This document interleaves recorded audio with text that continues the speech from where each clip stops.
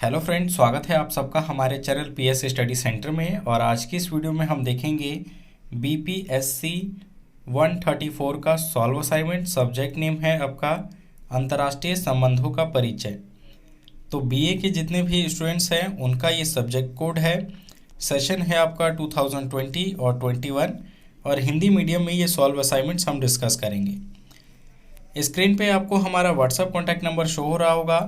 तो जो स्टूडेंट्स इस पीडीएफ को परचेज़ करना चाहते हैं या हैंड रिटन हार्ड कॉपी के लिए ऑर्डर करना चाहते हैं तो आप हमें व्हाट्सएप पे कांटेक्ट कर सकते हैं।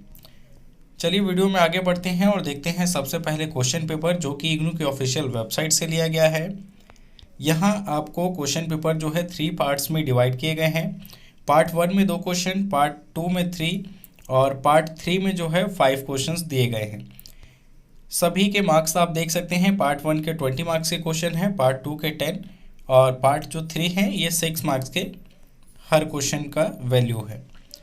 तो यहाँ पे हम सभी रिक्वायर्ड सॉल्यूशन आपको प्रोवाइड करवा रहे हैं।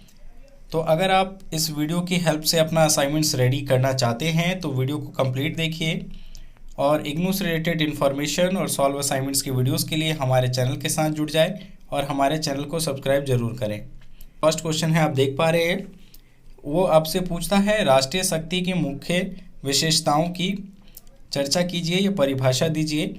तो राष्ट्रीय शक्ति क्या होता है, इसके क्या अर्थ है, क्या परिभाषा है, ये बताना है आपको।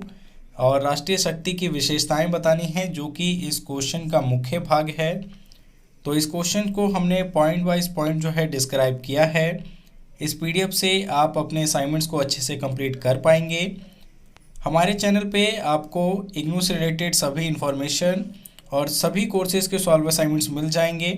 आप चाहे किसी भी कोर्स के स्टूडेंट्स हो, आप पीडीएफ को परचेज़ करना चाहते हैं तो हमें व्हाट्सएप पे कांटेक्ट कर सकते हैं। यहाँ कुछ सब हेडिंग्स भी दिए गए हैं जो राष्ट्रीय शक्ति के प्रकार के बारे में बताता है, जो 3 प्रकार के होते हैं, जिसमें सैनिक शक्ति, आर्थिक शक्ति और मनोवैज्ञानिक शक्ति का यहाँ उल्लेख किया गया है। सेकंड क्वेश्चन आपसे पूछता है प्रथम विश्व युद्ध के कारणों का विश्लेषण कीजिए। तो प्रथम विश्व युद्ध किस प्रकार से शुरू हुआ, यहाँ हमने उसको भी डिस्क्राइब किया है और इसके कौन कौन से मुख्य कारण थे, इनको भी पॉइंट वाइज पॉइंट जो है अच्छे से यहाँ बताया गया है। मार्केट में जो इस सब्जेक्ट का कोई और पीडीएफ अवेलेबल है तो आप चेक कर सकते हैं, उनकी क्वालिटी आपको अच्छी नहीं मिल पा रही, जिसकी वजह से हमारे काफ़ी स्टूडेंट्स ने हमें कमेंट किया इस सॉल्यूशन को प्रोवाइड करवाने के लिए। और क्योंकि आप जानते हैं हमारा मुख्य सब्जेक्ट जो है पॉलिटिकल साइंस है, तो एमए पॉलिटिकल साइंस के स्टूडेंट्स के लिए अब हमने डिसाइड किया है कि बीए के कोर्सेज़ के जो पॉलिटिकल साइंस के सब्जेक्ट हैं उनका भी सॉल्व असाइनमेंट्स हम प्रोवाइड करवाएंगे।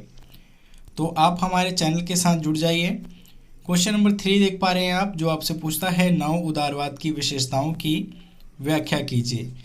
तो नव उदारवाद क्या है, इसकी क्या विशेषताएं हैं, इसको इस क्वेश्चन में आपको बताना है। अब बढ़ते हैं अगले क्वेश्चंस की तरफ।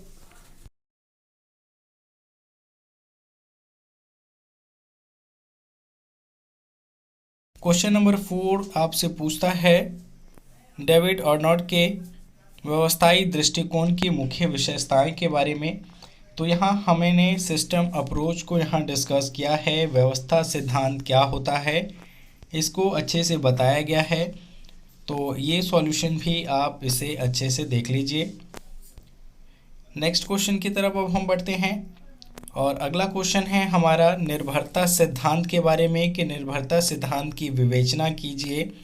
निर्भरता सिद्धांत क्या होता है, इसे हम दूसरे तरीके से अगर बोले तो निर्भरता सिद्धांत को हम प्रसारण सिद्धांत के नाम से भी जानते हैं। तो एग्ज़ाम में अगर आपसे क्वेश्चन पूछा जाए तो इसे आप ध्यान में रखेंगे। कंफ्यूज करने के लिए आपको कई बार इन्हें दूसरे नामों से प्रश्न में पूछ लिया जाता है।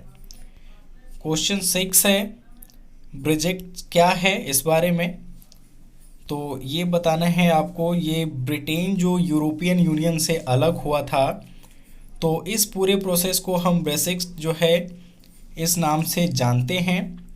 क्या प्रोसेस रहा और किन कारणों से ब्रिटेन अलग हुआ, ये सभी कुछ इसमें हमने यहाँ डिस्क्राइब किया है। किस दिन अलग हुआ, क्या प्रोसेस था, ये सारा कुछ आपको इस शॉर्ट नोट में मिल जाएगा। नेक्स्ट क्वेश्चन है IMF पर चर्चा कीजिए।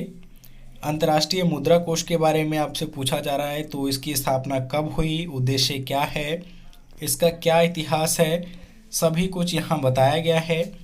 ये कंटेंट जो हम प्रोवाइड करवा रहे हैं ये असाइनमेंट्स के साथ साथ आपके एग्ज़ाम्स के लिए भी बहुत हेल्पफुल है, तो आप इसे अच्छे से पढ़ लीजिएगा।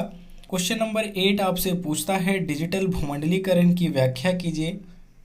तो डिजिटल वैश्वीकरण या भूमंडलीकरण क्या है इसको बताना है, और इसमें कौन कौन से सोर्सेस आते हैं और किस प्रकार से वर्ल्ड जो है डिजिटल होता जा रहा है, और विश्व जो है एक छोटे से गांव में प्रतीत हो रहा है।